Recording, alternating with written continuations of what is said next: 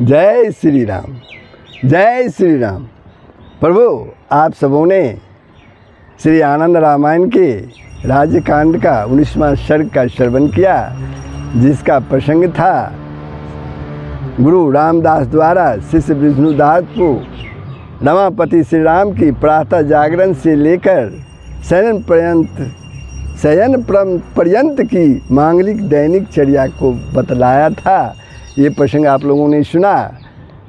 अब प्रभु, हम लोग श्री आनंद रामायण के राजकांड के 20वें सर्ग में प्रवेश कर रहे हैं, जिसका प्रसंग है महर्षि वशिष्ठ एवं श्री राम पुत्र लव का संवाद।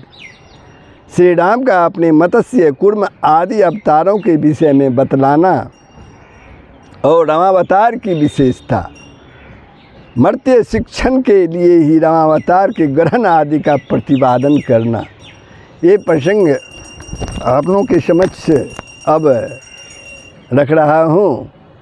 प्रभु, प्रसंग प्रारंभ हो उसके पहले आप लोगों से नम्र निवेदन है, मैं बार बार निवेदन करता हूँ कि यदि आपने वीडियो को सब्सक्राइब नहीं किया है तो अवश्य कर देंगे, बेल आइकन को दबा देंगे, कमेंट करेंगे, शेयर करेंगे। जय श्री हरि।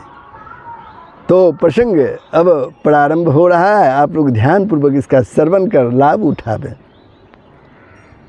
एक दिन की बात है, प्रातःकाल में ही श्री राम जी के पुत्र लव ने गुरु वशिष्ठ जी से कहा, हे मुनीश्वर, मैं आपसे कुछ पूछना चाहता हूँ, उसे आप बताने की कृपा करें। हे गुरु, यद्यपि महर्षि वाल्मीकि जी के कृपा प्रसाद से वह बात मुझे ज्ञात है, फिर भी अन्य सभी लोग भी उस बात को जान जाएं, इस दृष्टि से मैं आपसे पूछता हूँ। बात यह है कि रात्रि में जब हम सभी निद्रा में रहते हैं, उस समय कान में लोहार की धोकनी की ध्वनि की भांति आवाज़ किसकी सुनाई देती है। हे गुरु, आप मेरे इस संशय को दूर करने की कृपा करें। इस विषय में मुझे महान कौतूहल है।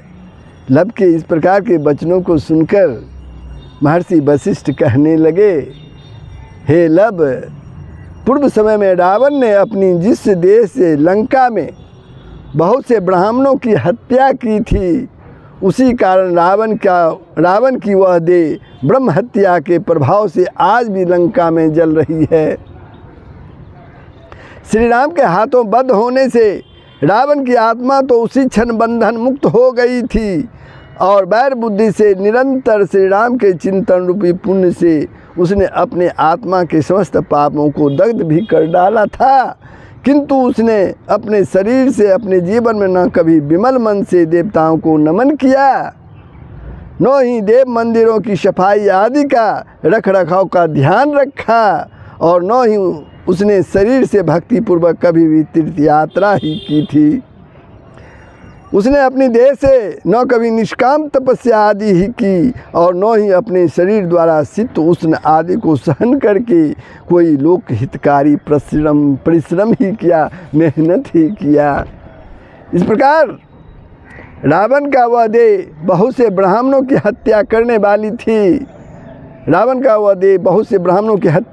वाली थी। इसी कारण लंका में उसकी देह आज भी जल रही है। उसी के जलने की ध्वनि रात्रि में सुनाई पड़ती है। हे लव, अग्नि की ज्वालाओं के जलने से लोहार की धोकनी के समान होने वाली जिस ध्वनि के विषय में तुमने पूछा था, वह दिन में कोलाहल होने के कारण किसी को सुनाई नहीं देती। उसकी चिता में वायुपुत्र हनुमान जी आज भी 100 भार लकड़ी लंका ले जाकर प्रतिदिन डालते रहते हैं। इस प्रकार जलते जलते जब उसके पाप नष्ट हो जाएंगे, तब उसकी देह पूरी जल जाएगी। हे लव, इसमें एक दूसरा भी कारण है, उसे भी मैं तुम्हें बताता हूँ। लव, सुनो, रावण ने मरते समय श्री राम से एक वर की याचना करते हुए कहा था, आप मुझे ऐसा कोई वर प्रदान करें जिससे लोग मुझे याद करता रहे। इस पर श्री राघव ने, प्रभु श्री राम ने उनसे कहा था, हे रावण, तुम्हारी देह के जलने से धधकती हुई जो ज्वाला निकलेगी, धोकनी के समान उस शब्द को सातों द्वीपों में रहने वाले लोग सुना करेंगे। उस ध्वनि के माध्यम से लोगों को तुम्हारा स्मरण होता रहेगा। यह ध्वनि ब्रह्मांड में सर्वत्र सुनाई पड़ेगी। इस प्रकार का वरदान पाकर वह रावण श्री राम के शरीर में लीन हो गए। हे लब, तुमने जो कुछ पूछा था वह सब मैंने तुम्हें बता दिया। गुरु वशिष्ठ जी के इन वचनों को सुनकर लब ने उन्हें प्रणाम किया। फिर वे संदेह रहित होकर शिविका में यानी पालकी में आरूढ़ होकर अपने भवन को चले गए। एक दिन की बात है, श्री राम जी अपने भाइयों, पुत्रों, सीता, मुनिजनों तथा गुरु वशिष्ठ के साथ अपने भवन में बैठे हुए थे। उस समय हर्षित होकर, खुश होकर श्री राम ने सभी को संबोधित करते हुए कहा, हे मुनिजनों, आप लोग सभी सुने। हे भाइयों, हे पुत्रों, हे सीते, हे मंत्रीजनों, हे माताओं, आप सभी मेरी बात को सुने। मैंने इस रामावतार में जो आनंद प्राप्त किया है, वैसा सुख मुझे किसी भी अवतार में कभी भी प्राप्त नहीं हुआ। मैंने विविध कार्यों के संपादन के लिए, करने के लिए जिन बहुत से अवतारों को धारण किया है, उनकी गणना संभव नहीं है। उन सभी अवतारों में 7 अवतार अत्यंत ही श्रेष्ठ हैं, किंतु उन अवतारों में भी मैंने रामावतार के समान सुख उपभोग किसी भी अवतार में नहीं किया। प्रभु श्री राम जी कहते हैं सबों को, पूर्व काल की बात है, समुद्र में शंखासुर नामक एक महान दैत्य था। उसने सतयुग में सत्यलोक से समस्त वेदों को चुरा लिया था। उसका वध करने तथा पुनः वेदों की प्रतिष्ठा करने के लिए मैंने मत्स्य अवतार धारण किया। तब क्षण मात्र में उसका वध करके मैंने पुनः विष्णु रूप धारण कर लिया। गर्हित मत्स्य योनि तथा तिर्यक योनि में कौन सा सुख प्राप्त होता है, अतः उन अवतारों में, उन मत्स्य आदि योनियों में बहुत दिनों तक मैं नहीं रहा। उसके बाद समुद्र मंथन के समय मंदराचल पर्वत को डूबता हुआ देखकर मैंने कूर्म रूप यानी कछुआ रूप धारण किया और उस पर्वत को अपनी पीठ पर धारण कर लिया। उस कूर्म रूप यानी कछुआ रूप को भी गर्हित समझकर मैं बहुत समय तक उस कूर्म रूप में स्थिर नहीं रहा। उस जलचर जाति में जल में कौन सा सुख प्राप्त हो सकता था। उसके बाद पृथ्वी को समुद्र में डूबता हुआ देखकर मैंने विशाल बारह का रूप धारण कर उस पृथ्वी को अपनी दाढ़ों पे उठाकर, अपनी दाढ़ों से उठाकर डूबने से बचा लिया। उस समय दैत्य हिरण्याक्ष पृथ्वी मेरी है, इस प्रकार से मुझे स्पर्धा करता हुआ उसे सागर के अंदर ले जाना चाहता था। उस पशुरूपी बारह की जोनी में भी जल में कौन सा सुख मुझे प्राप्त होता, अतः उस अवतार में भी मुझे कोई सुख प्राप्त नहीं हुआ। भक्त प्रहलाद के वचनों की रक्षा के लिए मैंने स्तंभ से प्रकट होकर नरसिंह रूप धारण किया और नरसिंह अवतार धारण करके मैंने क्रुद्ध होकर क्षण भर में ही हिरण्यकशिपु दैत्य को मार डाला। उस मेरा यह नरसिंह का स्वरूप अत्यंत तेजस्वी, प्रकाशमान एवं महान भयावह था। उस भयंकर स्वरूप के समक्ष प्रहलाद के अतिरिक्त और कोई भी जाने में सक्षम नहीं था। फिर ऐसे स्वरूप में कौन सा सुख प्राप्त होता मुझे। उसी की जोनी में अत्यंत क्रुद्ध होकर मुझे कौन सा सुख मिल सकता था। अत्यंत सुखोपभोग की इच्छा रखने वाले मुझ उस योनि में अनुमात्र भी सुख प्राप्त नहीं हुआ, थोड़ा सा भी सुख प्राप्त नहीं हुआ। उसके बाद दैत्यराज बलि को मोहित करने के लिए मैंने लघु रूप में वामन अवतार धारण किया। तब मैंने तीनों पगों में संपूर्ण त्रिलोकों को नाप कर बलि को पाताल लोक भेज दिया। उस वामन अवतार में मुनि देह को धारण कर वन में भला मुझे कौन सा सुख मिल सकता था। उस अवतार में शरीर भी अत्यंत छोटा था और सुंदर भी नहीं था। फिर ब्रह्मचारी के देश में भूमि में भ्रमण करते हुए सुखी होने की कौन सी बात हो सकती थी। अतः मैं उस समय स्वर्गलोक को चला गया। फिर मैंने ब्राह्मण का रूप धारण कर जमदग्नि के पुत्र के रूप में परशुराम नाम से अवतार धारण किया और 21 बार इस पृथ्वी को क्षत्रियों से भिन्न कर डाला। इस अवतार में मैंने महान वीर सहस्रार्जुन का भी वध किया। मेरा यह परशुराम अवतार भी क्रोध रूप था और वेश मुनि का था। फिर वन में निवास करने वाले मुनिजनों को सुख प्राप्त होता है, यह बात कहाँ संभव है। यह सब समझकर मैंने उस जन्म में महान तपस्या की। तपस्या में निरत मुझे कौन सा उत्तम सुख मिला होगा, यह सब आप जान ही सकते हैं। इस प्रकार मैंने पूर्व काल में पृथ्वी पर 6 अवतार धारण किए हैं, लेकिन हे मुनीश्वरों, उन अवतारों में मुझे कुछ भी सुख प्राप्त नहीं हुआ। आगे द्वापर युग आने पर मैं गोकुल में कृष्ण नाम से अवतरित होऊंगा, परंतु उस अवतार में भी मैं इस रामावतार के समान सुख प्राप्त नहीं कर सकूंगा। इसका कारण आप विस्तार पूर्वक सुनिए। अब प्रभु श्री राम कृष्णावतार में कहते हैं कि मैं वो सुख नहीं प्राप्त कर सकूंगा जो मैंने रामावतार में प्राप्त कर रहा हूँ। उसका कारण वे विस्तार से बताते हैं। आप लोग भी ध्यानपूर्वक उसका श्रवण कीजिए।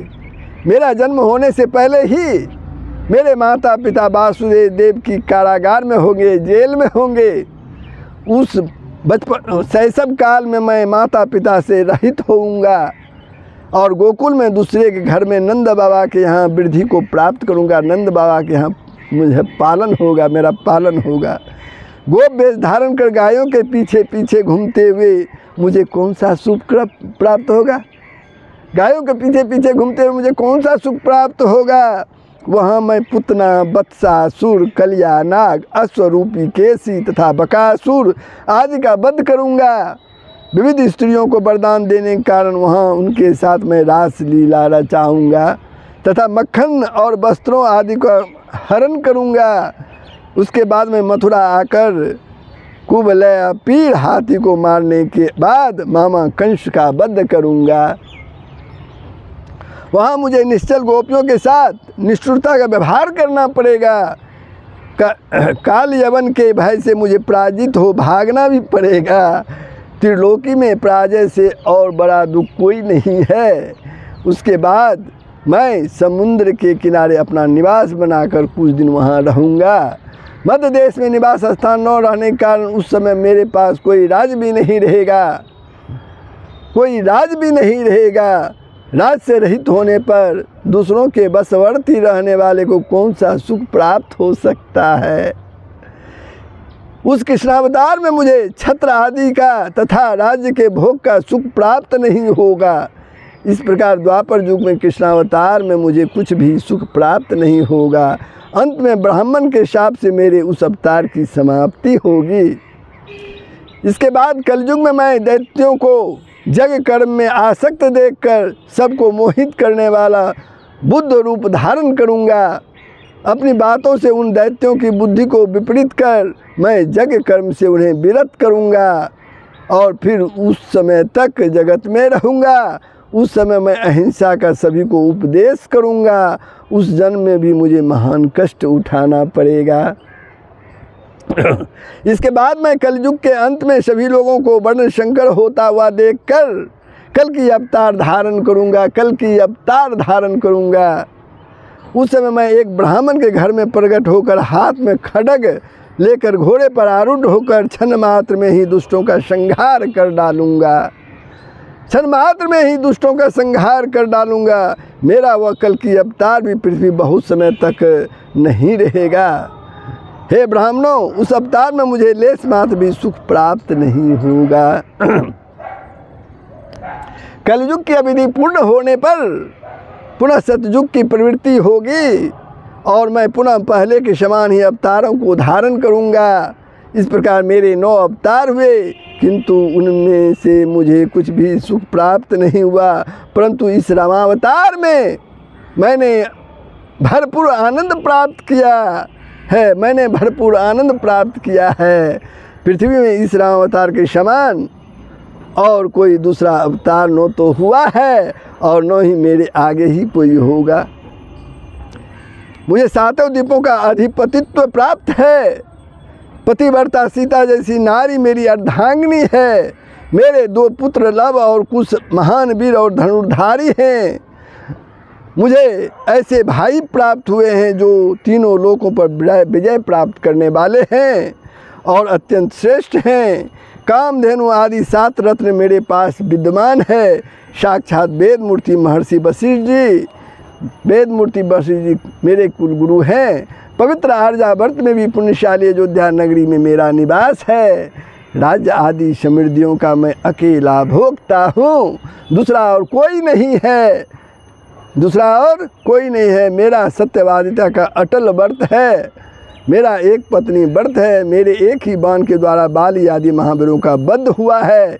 इस अवतार में केवल एकमात्र सीता मेरी भार्या है और दूसरा कोई नहीं।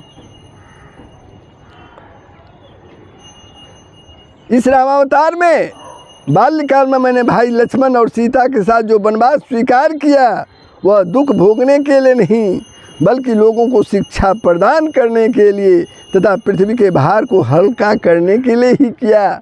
अपने आचरण एवं चरित्र के द्वारा किस प्रकार की शिक्षा मैंने लोगों को प्रदान की, इसे मैं संक्षेप में बताता हूँ। अपने आचरण और कर्म के द्वारा किस प्रकार की शिक्षा प्रदान की, प्रभु स्वयं उसको संक्षेप में बतला रहे हैं।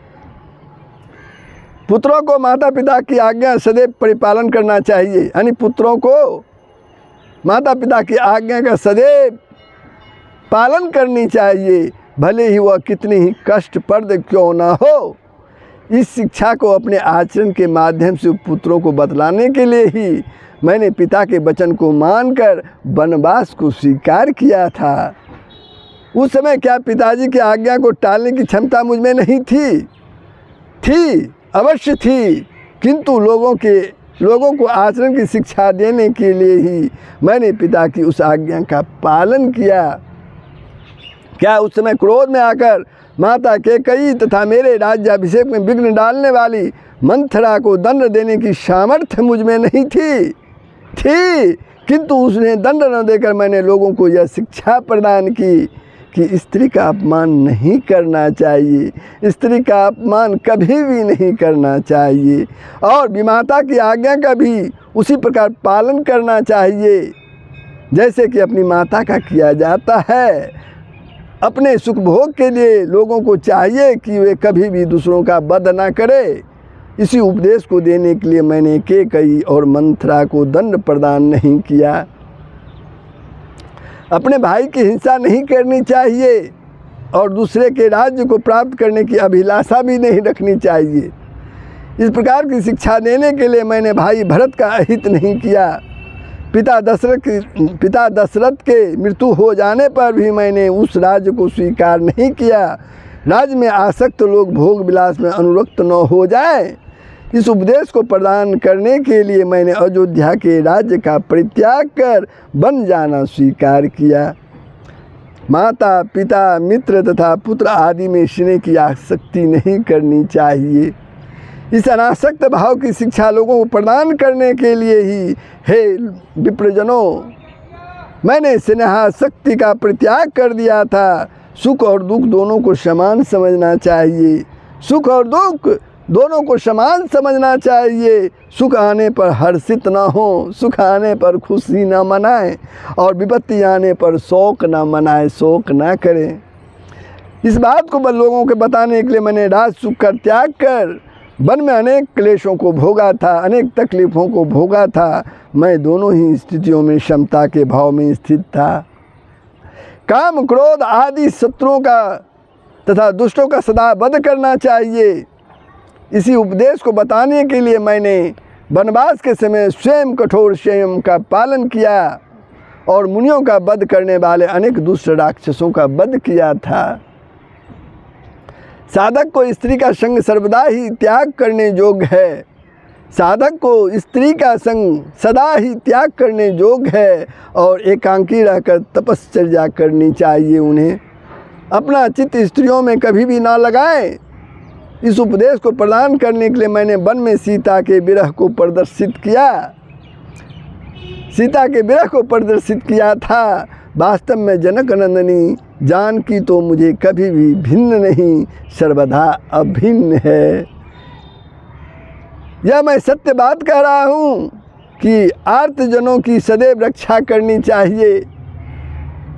जो लोग कठिनाई में हैं उसकी रक्षा करनी चाहिए और दुष्ट जनों का वध करना चाहिए।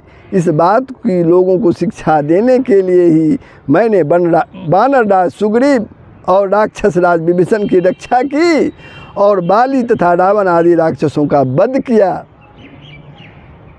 इस बात से मैंने यह भी उपदेश दिया है कि लोग अपनी कीर्ति का विस्तार करें। मैंने समुद्र में पत्थरों को तैराया। क्या मैं बिना सेतु बांधे आकाश मार्ग से लंका नहीं जा सकता था? जरूर जा सकता, अवश्य जा सकता था। जब भी अपने मन में कोई वस्तु पवित्र प्रतीत हो किंतु लोगों को वह विरुद्ध प्रतीत हो तो अपनी उस प्रिय वस्तु का भी परित्याग कर देना चाहिए। इस बात की शिक्षा देने के लिए मैंने सीता को पवित्र जानकर भी लंका में अग्नि की दिव्य साक्षी मिलने पर भी लोकापवाद के भय से सीता का परित्याग कर दिया था। तथापि स्वयं द्वारा उस पवित्र वस्तु का पहले भ्रम से परित्याग कर दिया गया था और बाद में मालूम पड़े कि वह सर्वथा शुद्ध है तो उसे पुनः अंगीकार कर लेना चाहिए। इसी बात को बताने के लिए प्रत्यक्ष पवित्र सीता को मैंने पुनः अंगीकार कर लिया था। मैंने एक पत्नी व्रत लिया, अनेक प्रकार के राज्य कार्यों को संपन्न किया, अश्वमेध आदि जगहों का अनुष्ठान किया, सदाचार एवं धर्माचरण का पालन किया, नाम मंत्र का जप किया, स्नान संध्या देव पूजन पितृ तर्पण आदि जो भी कर्म मैंने सदा संपन्न किए वे सब लोगों को आचरण की शिक्षा देने के लिए ही किए। भला मुझ सभी प्रकार की आसक्तियों, कामनाओं और कर्म बंधन से रहित सच्चिदानंद स्वरूप परमात्मा को उन सभी कर्मों से क्या प्रयोजन? मैं सदा आनंद स्वरूप हूँ, सुखात्मा हूँ और लोगों को सुख प्रदान करने वाला हूँ।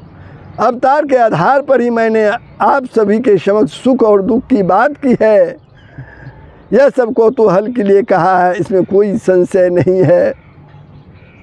भक्तों एवं उपासकों के संतोष के लिए ही मैंने विशेष गुणों से संपन्न इन अवतारों का वर्णन किया है।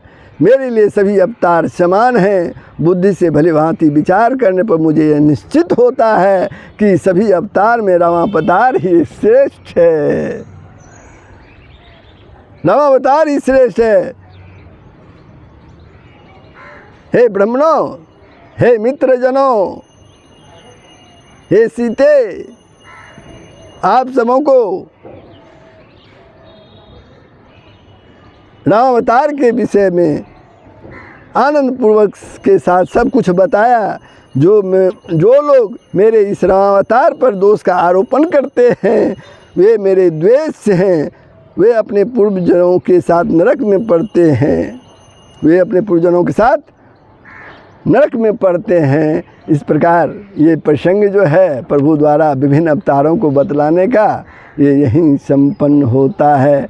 प्रभु ये प्रसंग कैसा लगा कमेंट के माध्यम से अवश्य ही बताएंगे, शेयर के माध्यम से दूसरों को भी श्रवण करने का मौका देंगे।